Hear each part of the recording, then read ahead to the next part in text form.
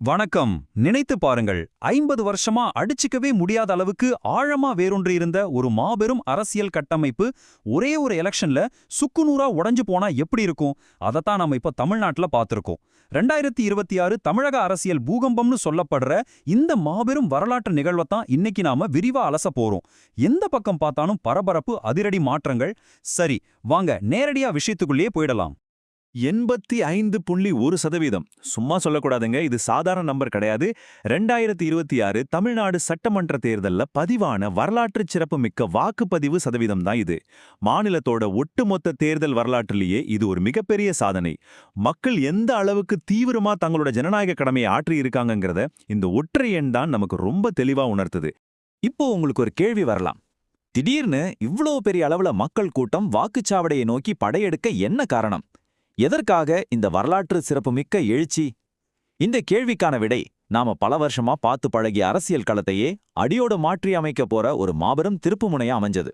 அது என்னன்னு தெரிஞ்சுக்க ஆர்வமா இருக்கா? பகுதி 1. ஒரு தமிழ்நாட்டு அரசியல் பூகம்பம்.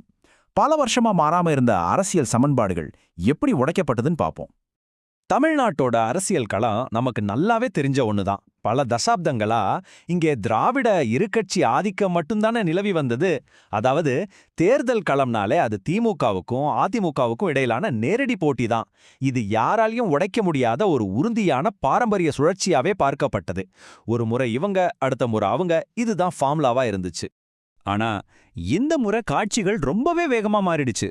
ஏப்ரல் 23ஆம் தேதி அந்த ரெக்கார்ட் பிரேக்கிங் வாக்குப்பதிவு. மே 4ல ஒட்டுமொத்த இந்தியாவையுமே திரும்பி பார்க்க வச்ச தேர்தல் முடிவுகள். அடுத்த 3 நாள்ல, அதாவது மே 7ஆம் தேதி புதிய முதலமைச்சர் பதவியேற்பு. பல தசாப்த கால வரலாறு வெறும் சில நாட்கள்ல எப்படி தலைகீழா மாறுச்சுன்னு இது நமக்கு காட்டுது. பகுதி 2. புதிய திருப்புமுனை. தவைகாக பாரம்பரிய கட்சிகளோட ஆதிக்கத்தை முடிவுக்கு கொண்டு வந்த அந்த புது அரசியல் சக்தி யாருன்னு இப்ப பார்க்கலாம். தமிழக வெற்றிக் கழகம், சுருக்கமா தவேக. திரைப்பட நடிகர் விஜய் தலைமையிலான இந்த புதிய அரசியல் கட்சி தான் அந்த வரலாற்று சாதனையே படைச்சிருக்கு. அரசியல் களத்துல தங்களோட முதல் அடியை எடுத்து வச்சதுமே ஒரு பிளாக்பஸ்டர் வெற்றியை பதிவு செஞ்சு ஒட்டுமொத்த மாநிலத்தையுமே திகைக்க வச்சிருக்கு இந்த புதுக்கட்சி. உண்மையாகவே இது ஒரு பிரம்மாண்டமான என்ட்ரி தான். இதுல ரொம்ப சுவாரஸ்யமான விஷயம், டெலிகிராஃப் இந்தியா நாளிதழ் சொல்லியிருக்கக்கூடிய இந்த கருத்து தான். அவர் தனது சினிமா செல்வாக்கை அரசியல் மூலதனமாக மாற்றுவதில் வெற்றி பெற்றுள்ளார் அப்படின்னு அவங்க சொல்றாங்க. முக்கியமா ஊழல் மாதிரியான பிரச்சனைகளை கையில் எடுத்தது இளம் மற்றும் நகர்ப்புற வாக்காளர்களை வெகுவாய் ஈர்த்திருக்கு. இதுதான் தமிழகவோட இந்த அசுர வளர்ச்சிக்கு அடித்தளமா அமைஞ்சிருக்கு. அப்படி என்னதான் ஸ்ட்ராட்டஜி யூஸ் பண்ணாங்கன்னு நீங்க யோசிக்கலாம். அவங்க திராவிட அரசியலோட அடிப்படை கட்டமைப்பிற்குள்ளேயே செயல்பட்டாலும் அதுக்கு புதுசா ஆற்றல் மிக்க ஒரு சுறுசுறுப்பை கொடுத்தாங்க. மதச்சார்பின் மேல எந்த சமரசமும் இல்லாத தெளிவான நிலைப்பாட்டை கொண்டிருந்தாங்க.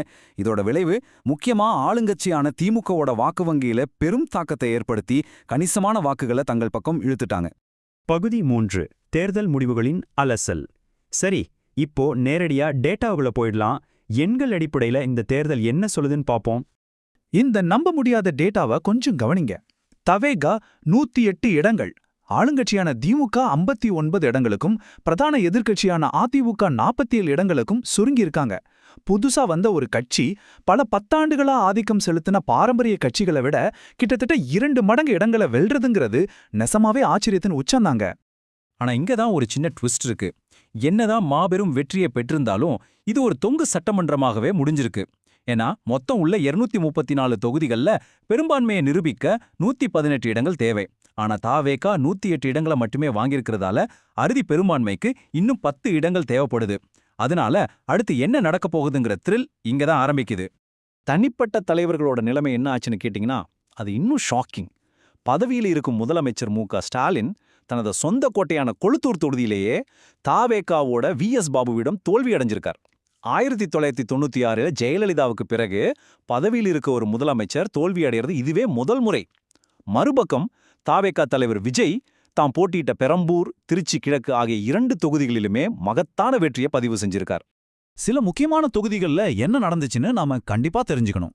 இந்த மாபெரும் அலைக்கு மத்தியிலும் சேப்பாக்கம் திருவல்லிக்கேணியில உதயநிதி ஸ்டாலினும் எடப்பாடியில எடப்பாடி பழனிசாமியும் தங்கள் கோட்டையை எப்படியோ தக்க வச்சுக்கிட்டாங்க. கோயம்புத்தூர் தெற்குல மிக கடுமையான போட்டி. செந்தில் பாலாஜி வெறும் 3365 வாக்குகள் வித்தியாசத்துல நூல் இழையிலெல்லாம் தப்பிச்சு வென்றிருக்காரு. ஆனா ஆளுங்கட்சியோட மிக முக்கிய தலைவரான PTR பழனிவேல் தியாகராஜன் மதுரை மத்தியில தாவேதகாவிடம் வீழ்த்தப்பட்டது ஒரு மிகப்பெரிய அரசியல் அதிர்வலை.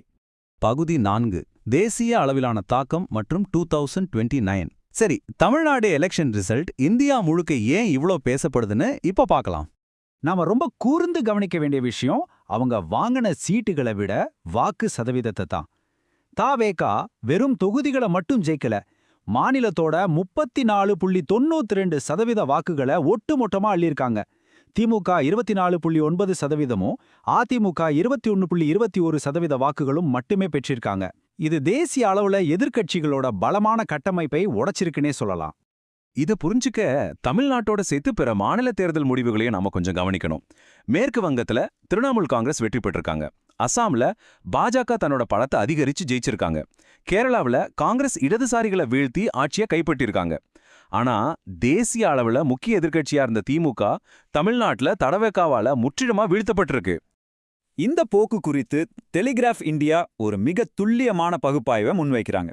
பிளவுபட்ட எதிர்க்கட்சிகளுக்கு இடையிலான உள் சமன்பாடுகள் மீண்டும் மாறக்கூடும். 2029க்கு 3 ஆண்டுகளுக்கு முன்பே இது பாஜகவுக்கு சாதகமாக அமைந்துள்ளது. அதாவது திமுக மாதிரியான பலமான பிராந்திய எதிர்க்கட்சிகள் வீழ்ச்சி அடைகிறது, தேசிய அளவுல டெல்லியை கைப்பற்ற துடிக்கிற ஒட்டுமொத்த எதிர்க்கட்சி கூட்டணிக்கு ஒரு மிகப்பெரிய பின்னடைவா பார்க்கப்படுது. கடைசியா உங்க முன்னாடி ஒரு மாபெரும் கேள்வியை நான் வைக்கிறேன். தமிழ்நாட்டுல நடந்த இந்த பிராந்திய அரசியல் அதிர்வலைகள் 2029 நாடாளுமன்ற தேர்தல்ல பாஜகவுக்கு நாடு முழுக்க மிகப்பெரிய சாதகமா அமையுமா இல்லையா? இத பற்றி நீங்க என்ன நினைக்கிறீங்க? வரும் காலங்கள் தான் இதுக்கு தெளிவான பதில சொல்லும். இதே போல இன்னொரு சுவாரஸ்யமான அலசலோடு உங்களை மீண்டும் சந்திக்கிறேன். அதுவரை தொடர்ந்து இணைந்திருங்கள்.